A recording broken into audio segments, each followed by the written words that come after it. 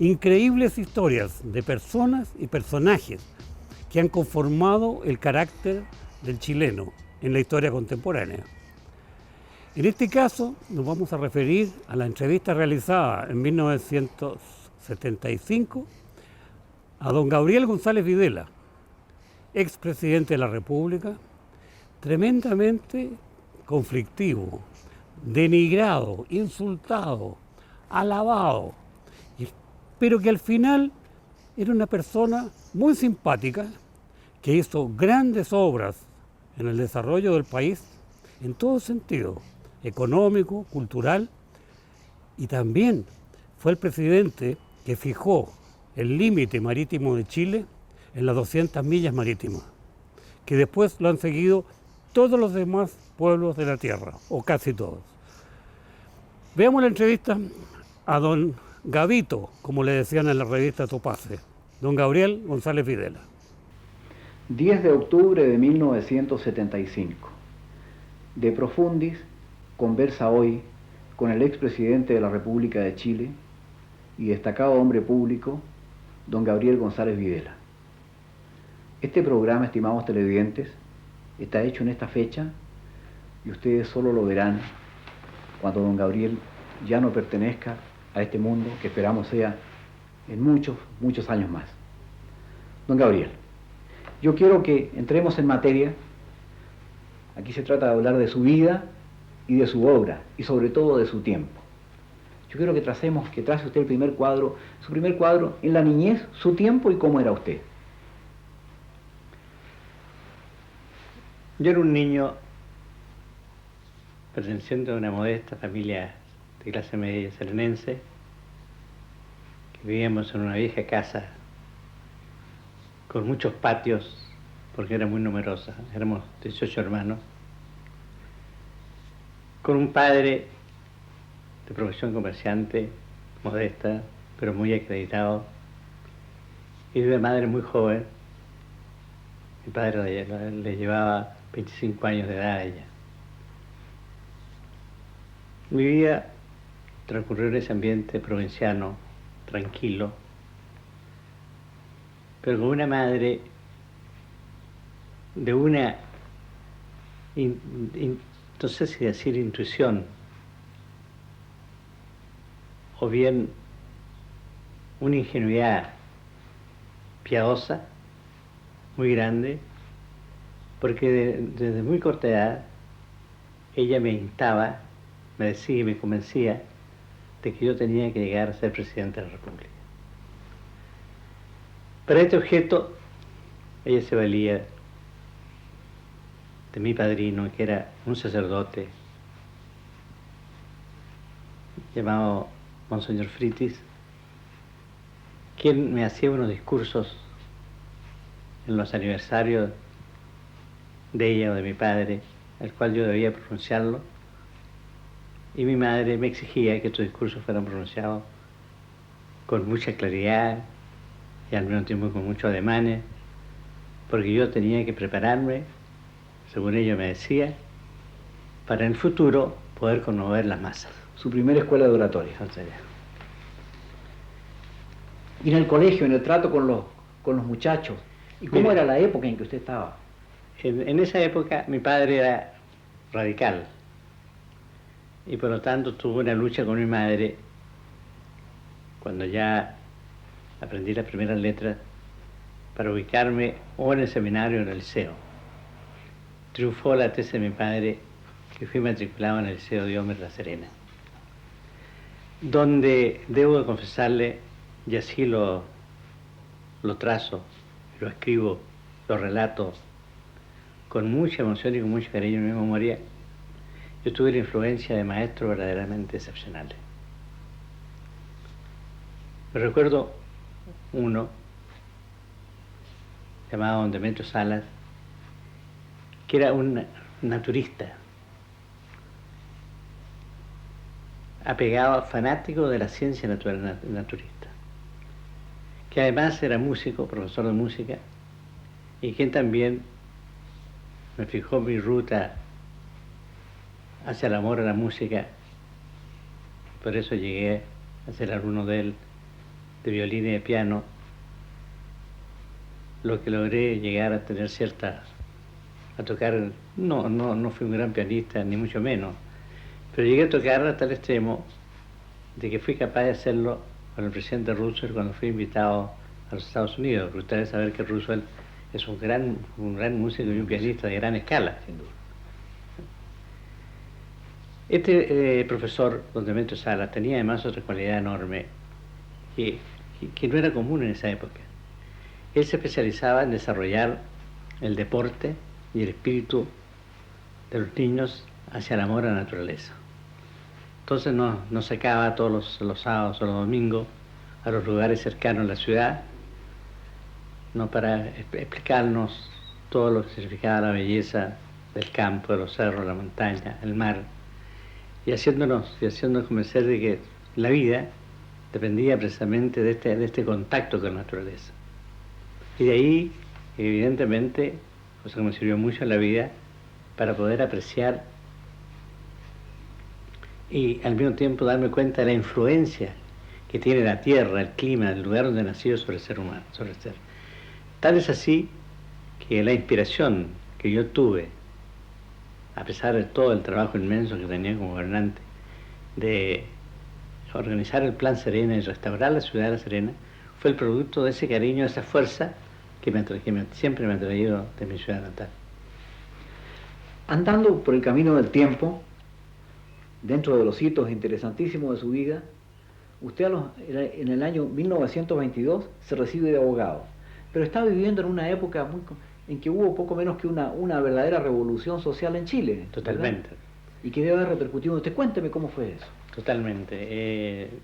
Desde luego, quiero expresarle un poco la visión que yo tengo de La Serena entre el año 1905 y el año 1922, que me tocó vivir de niño y como estudiante. El comienzo del siglo. El comienzo del siglo, porque como ustedes saben, yo soy del otro siglo. Así que me tocó el año 5, ya tenía 7 años de edad, así que me di cuenta perfectamente de los acontecimientos. Era una vida que no tiene nada que ver con lo que es este mundo de hoy, es increíble.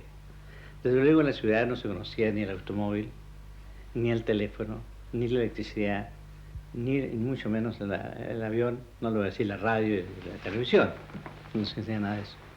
Era una ciudad en que en las casas se vivía, el alumbrado que teníamos, el alumbrado de vela, la palmatoria. Y me recuerdo de otra iluminación muy original que se llamaba la mariposa, que era una pequeña mechita que se colocaba en un vaso de agua, la mitad agua y mitad aceite, y que servía para iluminar, digamos, los dormitorios especialmente. Solamente para allá por el año 10 o el año 11 llegó la electricidad, llegó el primer automóvil, llegó el primer avión de un señor Copeta. La revolución mecánica. La revolución mecánica, y todas estas cosas verdaderamente eran abismales, no se tenía idea. Para mí, el ver este artefacto que se movía sin caballos, echando un humo fétido, era una cosa extraordinaria. Ya usted saltaba en esos días ya de la provincia a la capital, ¿verdad? Los estudios de Derecho. No, todavía no, estoy hablando de una época de mucho más niños, ¿no? Solamente ya el año 20 que usted me habla, que en realidad es la época, es una fecha hito en la historia de Chile, se produce otro adelanto, otro tipo de progreso, que es el progreso social o político. Empieza a surgir en Chile la clase media, que antes, como usted sabe, la clase media no existía, solamente existía una gran masa de obreros, trabajadores en general, y una clase aristocrática que era la que dominaba sobre todo el gobierno y del cual salían todos los presidentes de la República. El año 20, con la ascensión de Alessandri, de Don Arturo, al poder, en realidad nace en Chile el verdadero movimiento social que cambia radicalmente la faz social y política de este país. Entonces aparece también allá la fuerza del Partido Radical, que estaba formada esencialmente por hombres de clase media, y logra, con el triunfo de Alessandri, y ya tener cierta personalidad.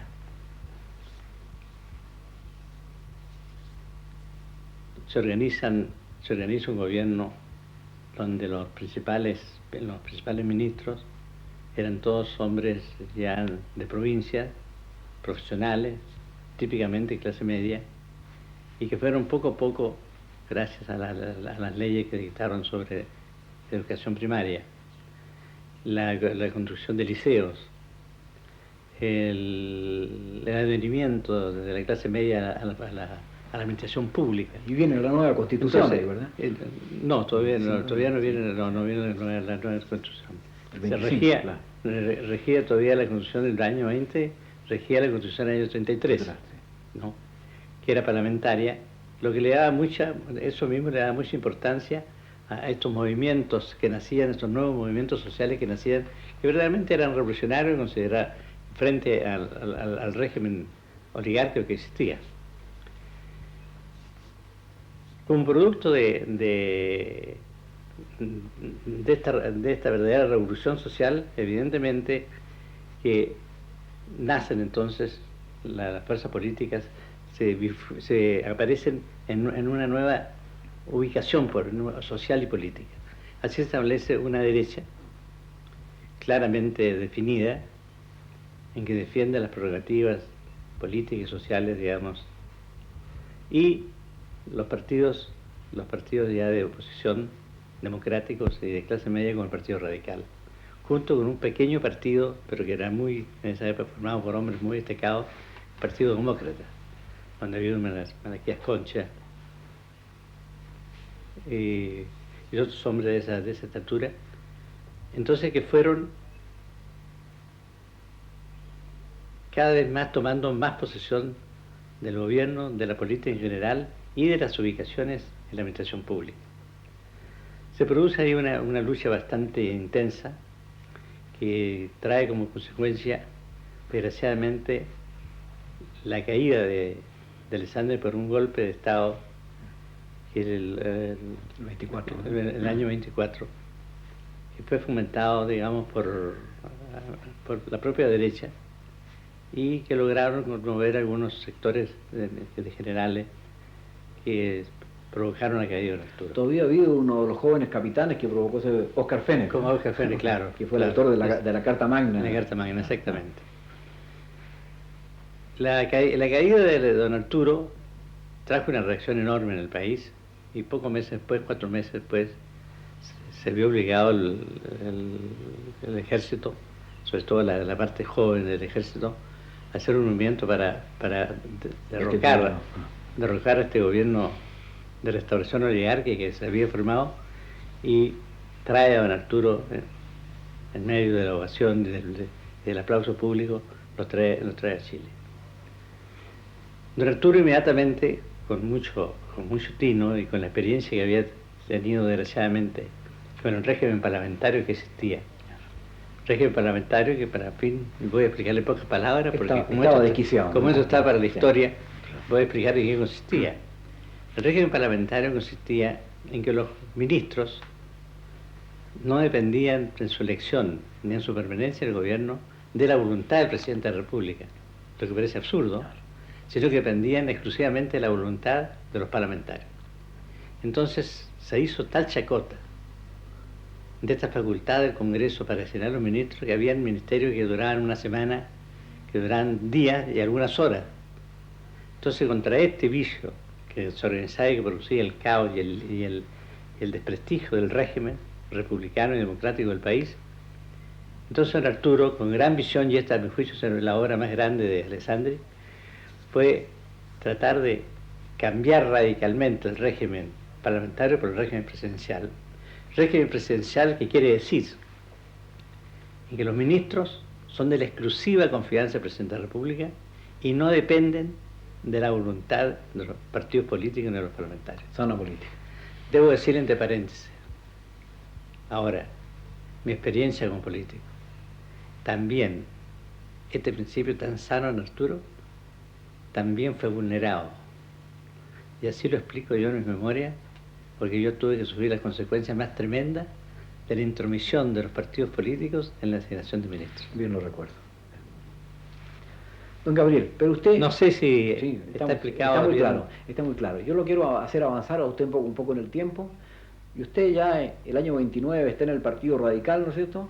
Y el Partido Radical, o usted, su fervor, ¿no es cierto?, su oratoria, sus principios, lo llevan al Congreso por primera vez. Creo que toquemos esa etapa. Desde el 29 al 61 usted... Es una etapa bien original también de mi vida, porque yo fui elegido presidente no por una elección, sino que fui elegido por la voluntad del presidente de la República y de los partidos políticos que se pusieron de acuerdo en un congreso que se llamó Congreso Termal. Congreso Termal. ¿Por qué se llamó Congreso Termal? Porque Ibáñez, con el fin de hacerse de un congreso personal y adicto, ideó esta forma ingeniosa para el cual él tenía la facultad de poder designar inmediatamente a tantos diputados como vacantes existieran. Entonces se puso de acuerdo con los presidentes de partidos y presentaron tantos diputados y senadores como vacantes existían en el país. Entonces automáticamente aplicaron este procedimiento y así fuimos elegidos. Lo que evidentemente no era muy santa el sistema empleado. Pero como a mí me llevaba, yo había sido elegido en realidad por las asambleas de mi provincia, la provincia de Coquimbo, había sido auténticamente elegido en lucha interna y además llevaba la ambición de combatir la dictadura de Ibáñez. Yo acepté y participé del Congreso. Usted sabe que a la caída de Ibáñez, este Congreso fue fustigado tremendamente y fue sumamente criticado. Yo renuncié entonces mi mandato parlamentario, la Cámara de Diputados me lo rechazó, entonces yo tomé un juicio contra el fisco y me inhabilité para precisamente no estar en desacuerdo, ni mucho menos en indisciplina con respecto a los acuerdos que había tomado el Partido Radical, que todos debíamos de renunciar. Esa fue la etapa del famoso... Después del año 33 lo tenemos de presidente de la Cámara de Diputados, ¿no? Claro, una vez, bueno, pero antes pasaron muchos otros acontecimientos muy importantes, porque vino enseguida la elección de don Juan Esteban Montero, ¿no?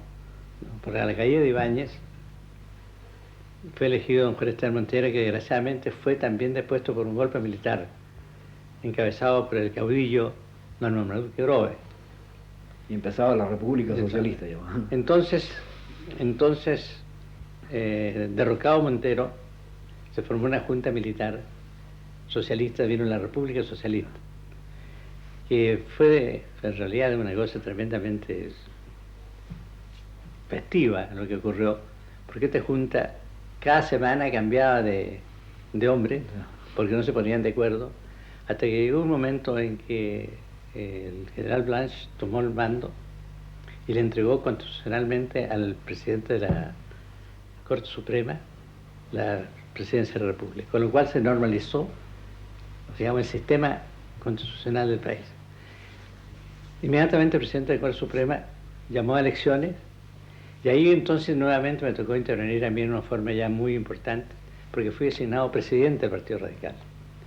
En mi calidad de presidente me tocó, en suerte, tomar una resolución muy importante. Todos los partidos democráticos de derecha e izquierda habían estado unidos con Montero y en contra de la República Socialista. Pero yo me di cuenta que si no se elegía un hombre como Alessandri, por su experiencia y sobre todo por la ambición de mando que tenía, era imposible contener los golpes militares sucesivos que existían. Esto provocó de parte de los partidos de derecha una resistencia enorme, porque todavía no se callaban las pasiones y el odio que tenían contra don Arturo. Y llegaron al extremo, para combatir a don Arturo, de ofrecerme a mí, como presidente del Partido Radical, la presidencia de la República, teniendo yo en esa época solamente 30, 31 años.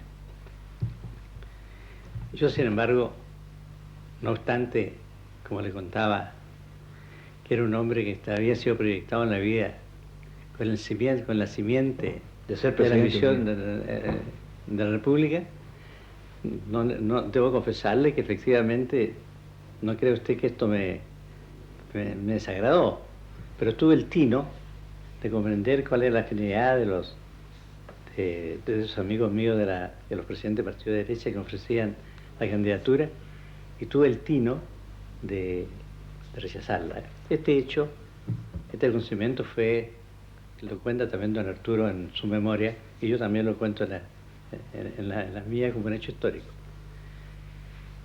Con esta resolución mía es elegido presidente de don Arturo con el apoyo del Partido Radical y de todos los partidos de izquierda.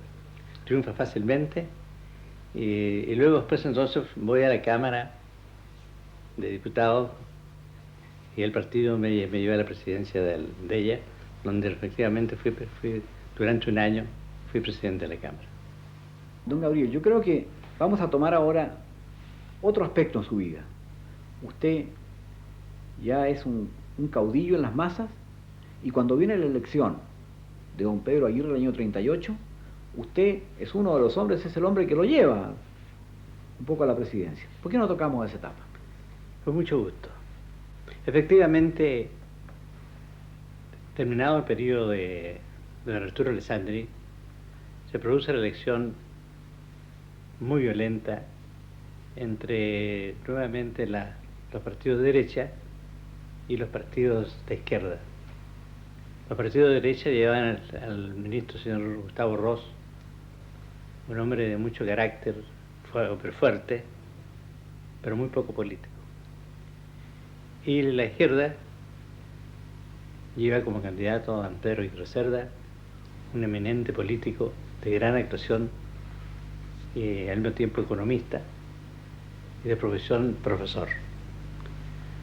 Nuevamente me correspondió a mí, como presidente de partido recién elegido, como presidente del Partido Radical, tomar la defensa de la candidatura de don Pedro Aguirre Cerda para hacerla triunfar primero dentro del partido y después dentro de los partidos de izquierda, para cuyo efecto exigieron la formación del Frente Popular. Frente Popular, que era una organización sumamente combatida, porque tenía su origen en un acuerdo del Congreso, del 7º Congreso del Partido Comunista, que establecía los frentes populares en todo el mundo. Para esto tuve que luchar fuertemente con una gran corriente del Partido Radical que también se negaba a este contacto con el Partido Comunista. Pero yo me di cuenta que sin el concurso del Partido Comunista era imposible que el primer presidente radical pudiera llegar a ser presidente de la República.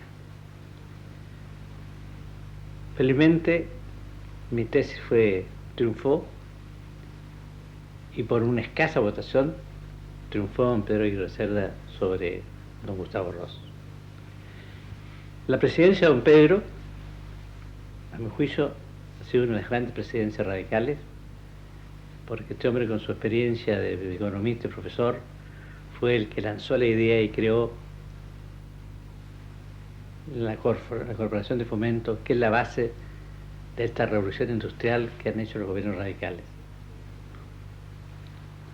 Enseguida don Pedro me pidió que aceptara la embajada en Francia, Bélgica y Luxemburgo, a lo cual accedí, y a fines del año 1939 me embarqué con mi familia rumbo a París. Y le tocó vivir la guerra en París. Exactamente, estábamos en el trayecto, íbamos en viaje, cuando Inglaterra, Gran Bretaña y Francia declararon la guerra a Alemania, después que Alemania había invadido Austria y Checoslovaquia. Nuestra estada en Francia, imagínense usted, tuvo para nosotros consecuencias trágicas, por lo que lo voy a explicar, pero por otra parte me sirvió a mí de una gran experiencia para el futuro como gobernante, de gran experiencia.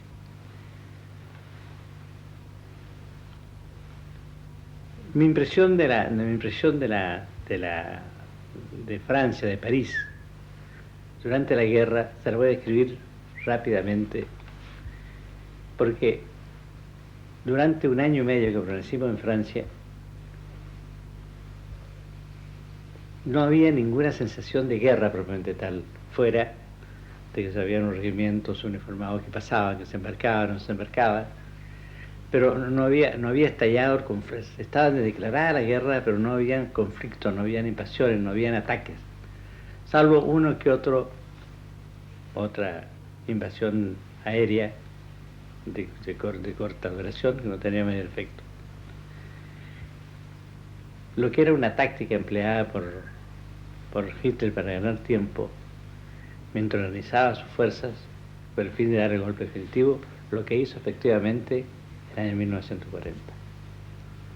Una noche, más de 1000 aviones invadieron Francia, mientras huestes blindadas de Hitler invadían Holanda, invadían Francia, traspasaban la línea Maginot y empleando un nuevo sistema de la Blitzkrieg, que significaba la guerra del relámpago, ¿sí? Y al mismo tiempo empleando una gran potencia de maquinaria con sus famosos tanques, Se tomaron París. lograron derrotar las viejas tácticas, y con lo cual ocuparon París y ocuparon Francia. El éxodo de París es una de las cosas más terribles y deplorables que yo conservo como recuerdo de la guerra, y que para nosotros tuvo una repercusión tremenda, porque habiendo nacido un hijo nuestro en París, no pudo resistir este éxodo, que era una cosa tan tremenda, porque allí se regía la ley de la selva, nadie respetaba a nadie, cada uno trataba de salvarse, porque los alemanes, con el fin de producir mayor pánico y producir desconcierto en los países ocupados, ametrallaban los caminos donde iban todos los refugiados, que eran miles, millones de seres, tanto franceses como belgas y de todas nacionalidades, judíos, españoles, de todas nacionalidades. Entonces, al llegar nosotros a un lugar que se llamaba La Negresse, en Biarritz, donde habíamos arrendado una quinta donde poder establecernos, este niño llegó, en realidad era un bebé de muy pocos meses de vida. Resulta de que no se pudo encontrar un solo doctor, un solo médico, ni en Biarritz, ni en ninguna ciudad cercana, porque todos estaban arrancando de las invasiones, y sobre todo de la aviación enemiga, que disparaba sin consideración de ciudad abierta o ciudades militares. Entonces, 2 días después, desgraciadamente muere, con todas las consecuencias, imagine usted, para mi mujer. El más duro precio, compadre. Y en realidad nosotros pagamos un tributo sin correspondernos, puesto que no éramos beligerantes, sino simplemente estamos representando a nuestro país. Enseguida viene la cosa catastrófica que me tocó presenciar y que soy testigo ocular, por el cual cambia el régimen francés, y veo ahí el juego que no comprendo, estos políticos franceses, hombres que a muchos conocí personalmente y que me dejaron gran impresión por su elocuencia, su claridad de pensamiento, su ideología tan perfecta, tan pura. Yo no sé cómo pudieron cometer después, durante la derrota, durante la ocupación, actos como ese, lo siguiente. Primero, obligan a un pobre veterano, a un pobre anciano, como el mariscal Pétain, lo traen de España y lo obligan a que acepte la vicepresidencia del gobierno mientras París se ocupaba.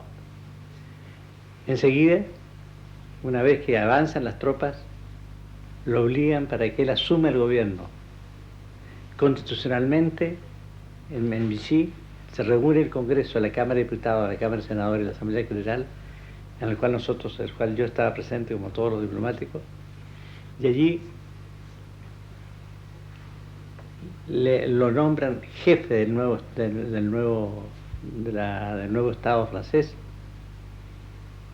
Y no contento con eso, no, derogan toda la organización de la Tercera República.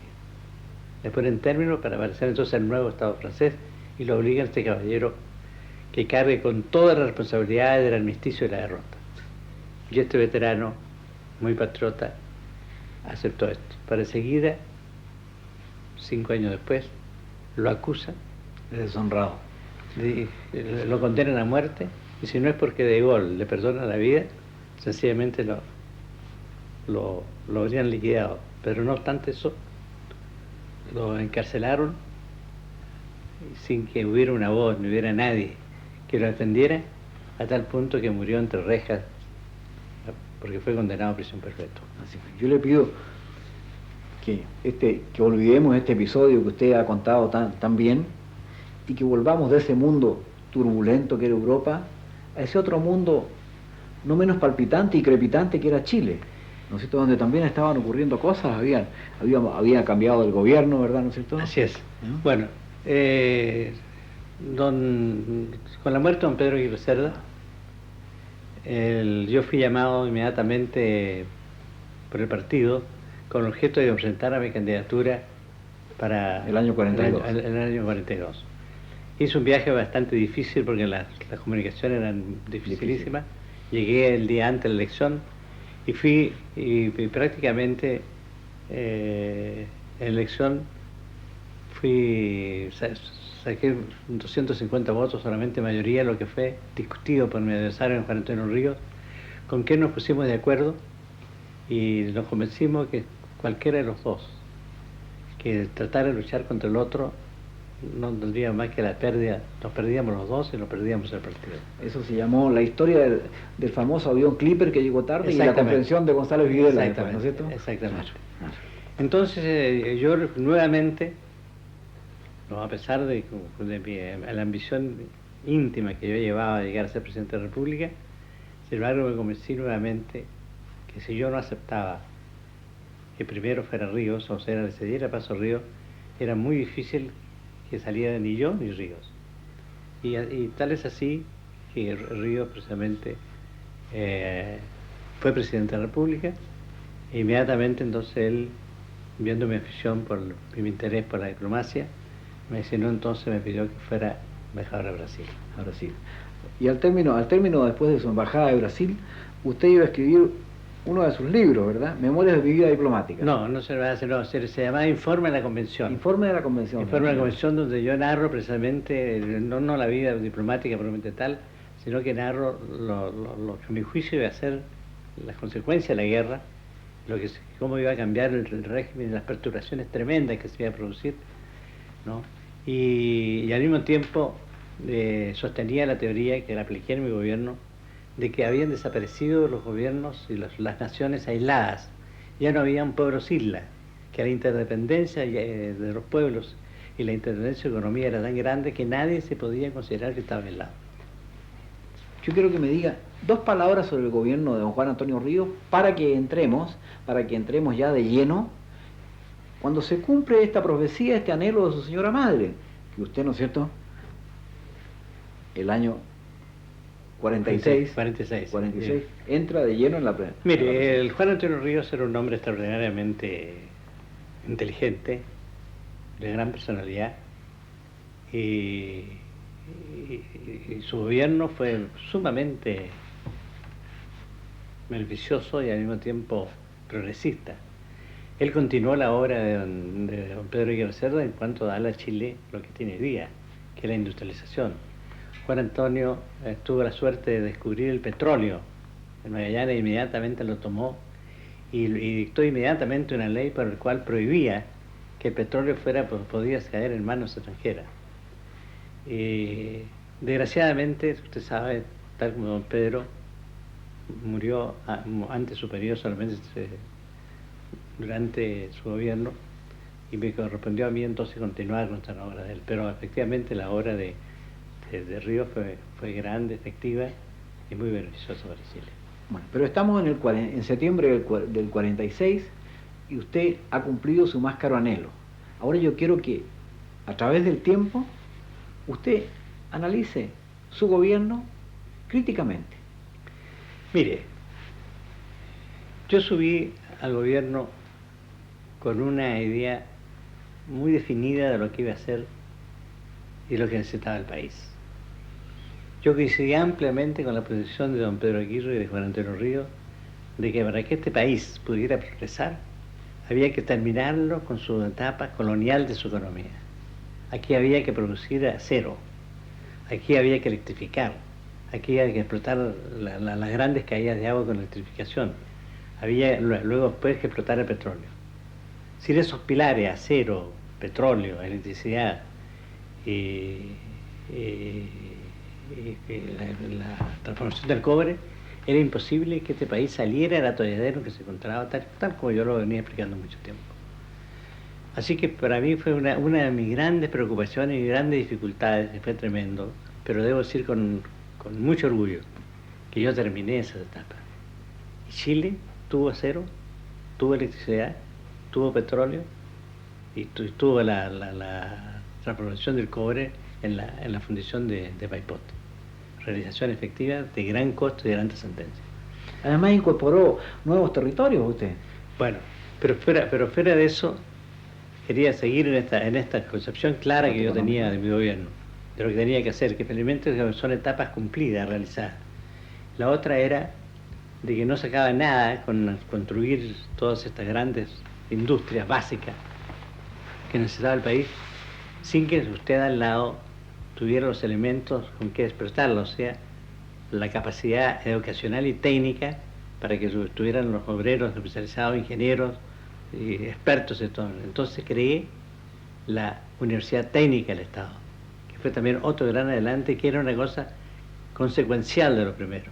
Una y otra cosa se armonizaban y gracias a eso nuestra industria no tuvo necesidades de llamar a técnicos extranjeros ni nada para ser manejada. Así que otra etapa cumplida de mi etapa. Luego después me di cuenta también de otro problema sumamente importante, que era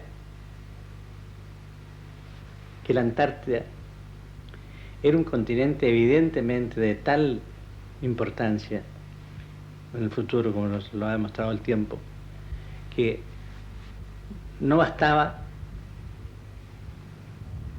que se hubiera dictado un decreto por el cual Chile fijaba los límites de la Antártida. Si Chile no tomaba posesión de su terreno. Entonces yo tomé dos resoluciones. Una, mandar inmediatamente 3 expediciones armadas, con buques de guerra, a tomar posesión. El Comodoro y Esalaga. A tomar posesión de estos territorios. Y en segundo lugar, para ratificar de que la continuidad del territorio era tan perfecta, tan fácil, que inmediatamente yo organicé un viaje, un traslado de una comitiva de más de 100 personas, mucho más de 200 personas, para el cual iba a tomar posesión material, el cual desde el presidente de la República, su familia, su mujer, sus hijas, como funcionarios y representantes del Congreso, de la Judicatura, de los gremios, de los empleados, obreros, etcétera, tomaran posesión de ella. Y así, en el año 48, en el mes de febrero 48, tomamos posesión de las instalaciones ya hechas por estas bases que yo había establecido antes, y se inauguraron las nuevas bases que había establecido como la. Y ahora se le recuerda a usted con una base que lleva su nombre, la base González Videla. Y enseguida, posteriormente, a una de esas bases le pusieron mi nombre. Pero junto con eso tomé otra resolución muy importante, que ha tenido gran trascendencia, que con el tiempo no creo que se haya olvidado. Y fue que yo fui el autor de la idea de ensanchar el territorio marítimo de Chile. De 200 millas. De las 300 millas que fijaba el Código Civil, yo establecía 200 millas, con lo cual aumentaba, duplicaba la extensión territorial del país. Y esto lo amplió en el ámbito internacional. Y esto inmediatamente fue tomado, al principio fue muy combatido, pero inmediatamente yo hice un acuerdo con el Perú y con Ecuador, y más tarde fue reconocido por todos los países por todos los países grandes, incluso por las grandes potencias, y hoy día rige como una ley universal. ¿Cómo y por qué rompió con él? Usted dictó la Ley de Defensa de la Democracia. Muy interesante su pregunta. Como lo expliqué hace un instante, sin la concurrencia y participación del Partido Comunista y su apoyo a la candidatura de don Pedro Aguirre Cerda, era imposible toda posibilidad de que el radicalismo pudiera llegar al poder. Esto se comprobó con la estrella, a pesar de la cooperación del Partido Comunista e incluso la de Ibáñez, don Pedro Aguirre Cerda apenas alcanzó a triunfar por unos 4.000 votos. Ahora, ¿por qué rompí con el Partido Comunista? En gran parte la responsabilidad de lo que pasó con el Partido Comunista tengo yo. Lo confieso paladinamente. Yo cometí un error muy grande de la cual nunca me arrepentiré lo bastante durante toda mi vida. Y cometí el error de creer en el Partido Comunista, en creer en los demócratas, en creerlos en realidad que tenían lealtad política. Y como por otra parte son artistas en el arte del adulo, en realidad esta gente me tomó por medio de las alabanzas, por medio del elogio, por medio de la facilidad que me daban para todas las cosas, y cometí el error, como le digo, tremendo, que no lo cometió ni don Pedro ni Juan Antonio Ríos, de llevarlos al poder, de llevarlos al gobierno como ministro de Estado, a incorporar a una serie de comunistas destacados en puestos llave de la administración pública. Todo esto en la confianza que yo tenía en ellos, en que los creía, como ellos sostenían, de que estaban defendiendo en realidad el régimen democrático, como efectivamente aparecían luchando, sobre todo Rusia al lado de las naciones democráticas y de la grandes potencias durante la guerra. Todo esto pasaba durante la guerra. Desgraciadamente,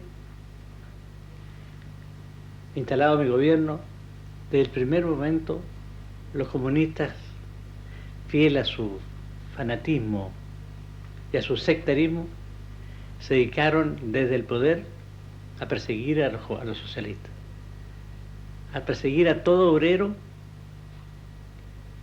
que no se sometía a los dictados de la cheque comunista. Instalaron una verdadera dictadura en todos los gremios nacionales, lo que provocó lógicamente la reacción tremenda del Partido Socialista.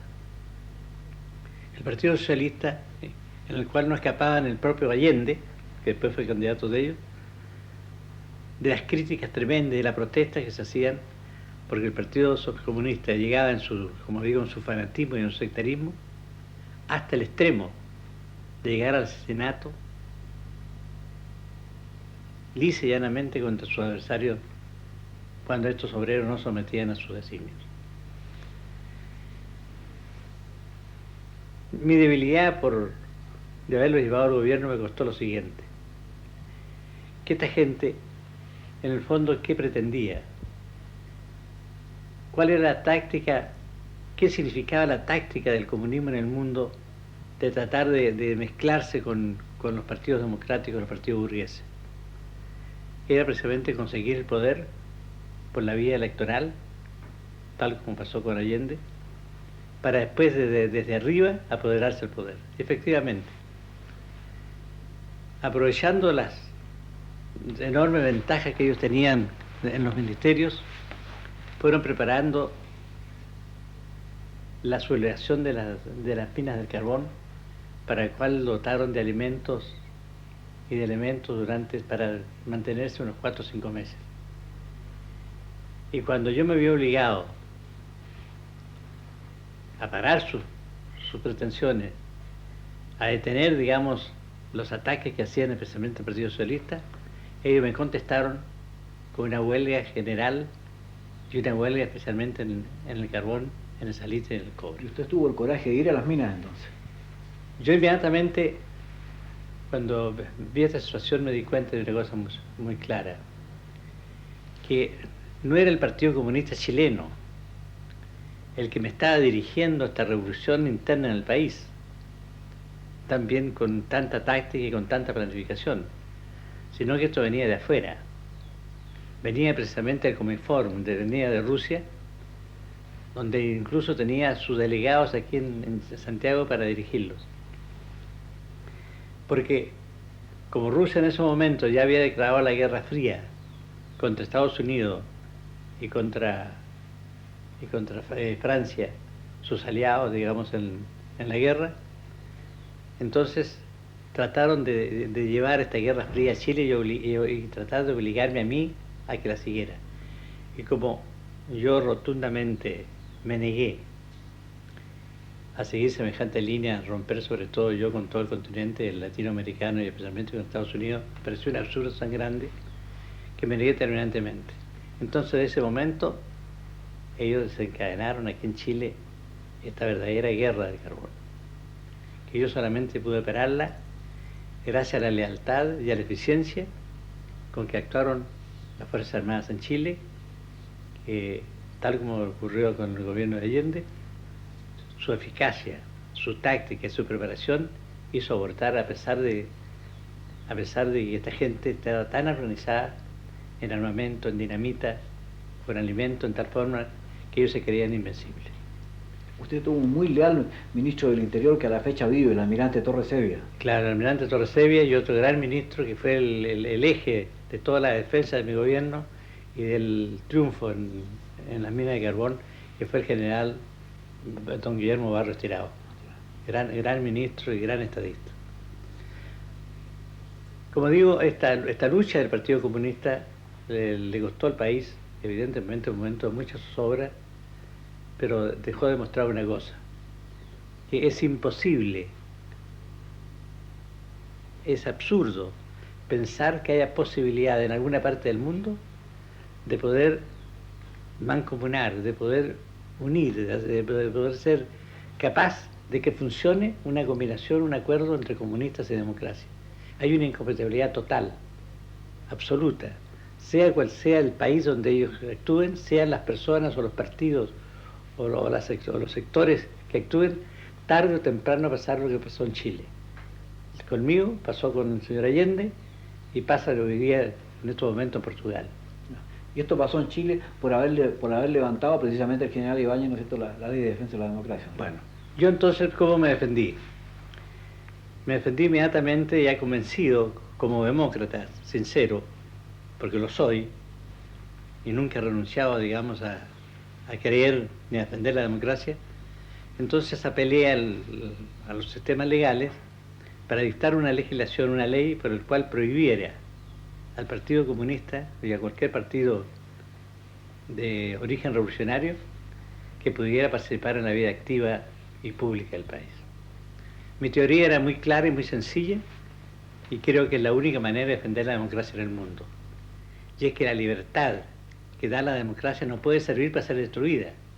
Y usted, al darle cabida a un comunista y otorgarle los derechos y las libertades que tiene un demócrata, sencillamente usted lo que está es sentenciando a muerte la democracia, como lo ha demostrado el Partido Comunista en todo el mundo.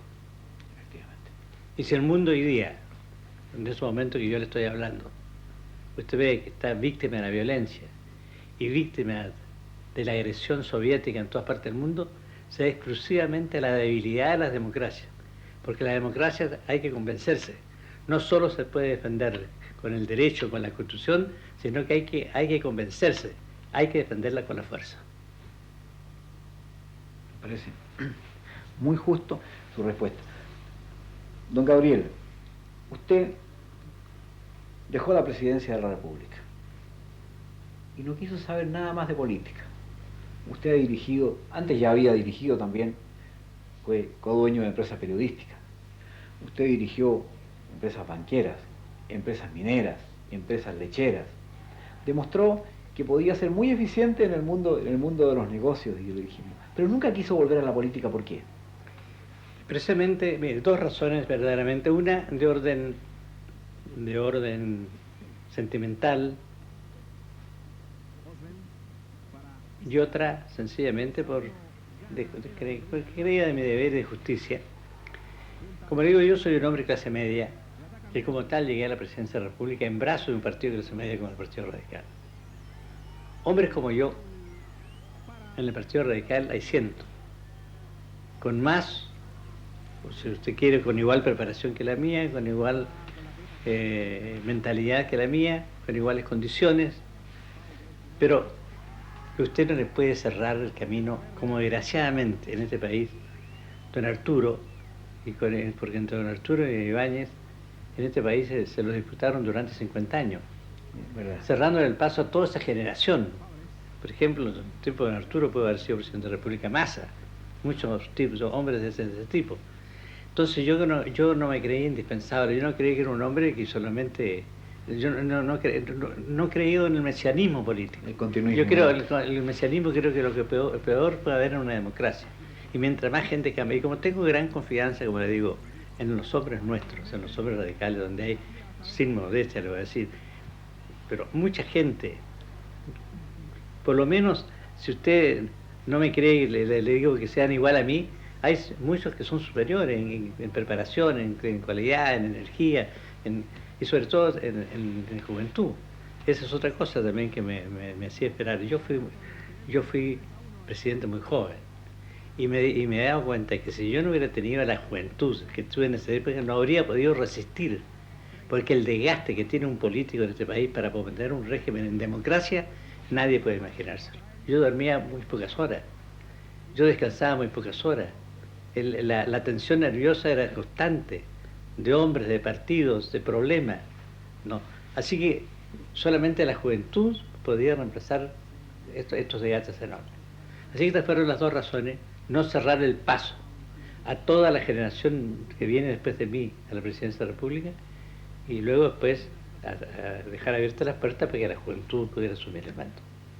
Don Gabriel, usted dice que nació en un medio, en clase media, con pocos recursos. Sin embargo, ¿a qué se debe que usted, que era un muchacho como todos los muchachos, ¿no es cierto?, lleno de energía, quizá un poco alocado en la juventud, usted se centró y llegó a la más alta magistratura, y es el hombre que ahora en la serenidad de sus 77 años ha escrito unas memorias, ¿no es cierto?, contando y juzgando su tiempo y su vida? ¿A qué se debió? ¿Qué lo impulsó a usted? Yo creo más ¿Hay que una nada, mujer detrás del hombre? evidentemente, yo creo que gran parte el éxito que yo he tenido en mi vida, de haber podido surgir en la vida, se debe evidentemente a dos mujeres.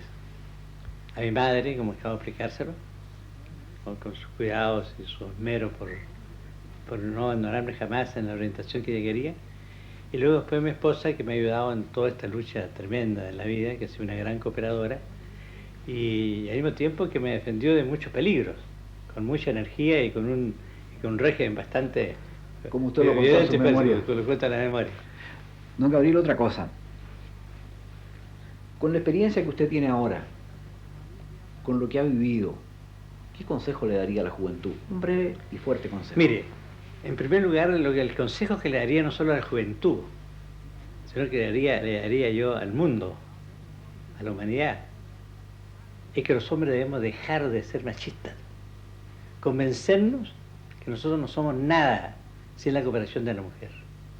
Yo tengo por la mujer una admiración tan grande como efecto de lo que se dijo, pero yo me siento, no sería ingrato si no lo reconociera, que soy fruto, ¿no?, del esfuerzo, de la nutrición, del talento de las mujeres. Por eso le di el voto femenino, por eso le di toda una legislación que la defendía. Porque debo reconocer que los hombres tenemos que terminar por reconocer una cosa, que la mujer tiene mucho mayor intuición que el hombre, y que al mismo tiempo tiene una cualidad que nosotros tenemos, que es la perseverancia de la hormiguita.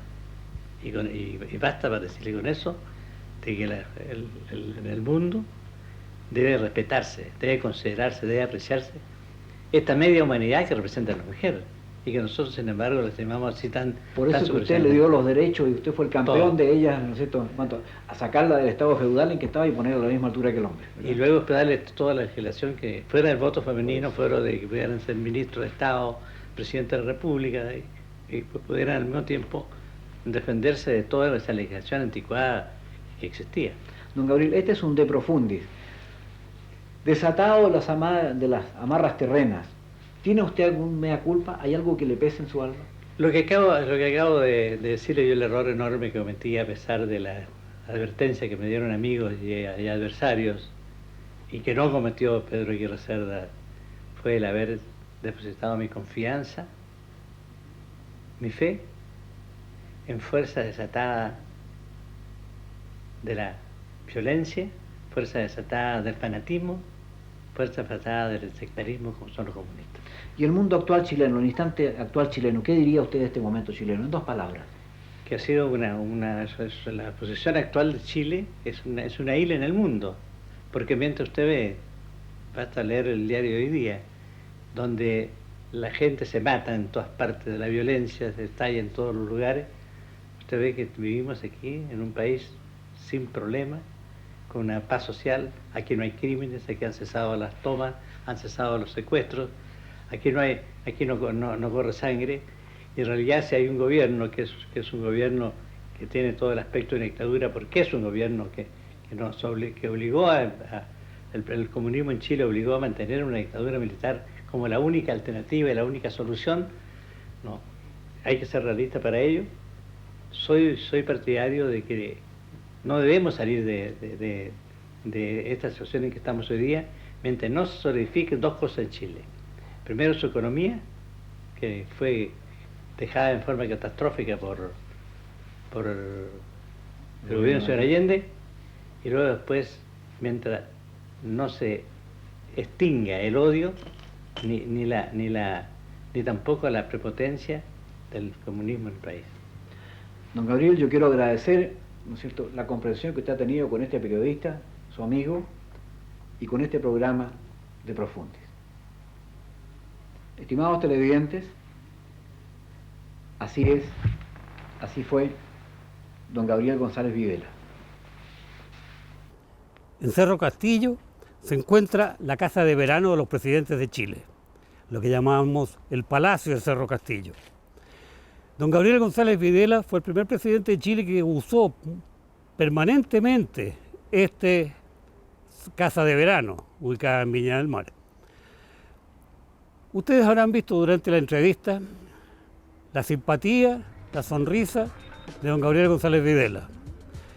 Eso no fue suficiente para concentrar el odio de una gran cantidad de personas en Chile por su famosa Ley de Defensa de la Democracia, llamada por los comunistas la Ley Maldita, y que fue derogada recién en el tiempo de don Jorge Alessandri Rodríguez.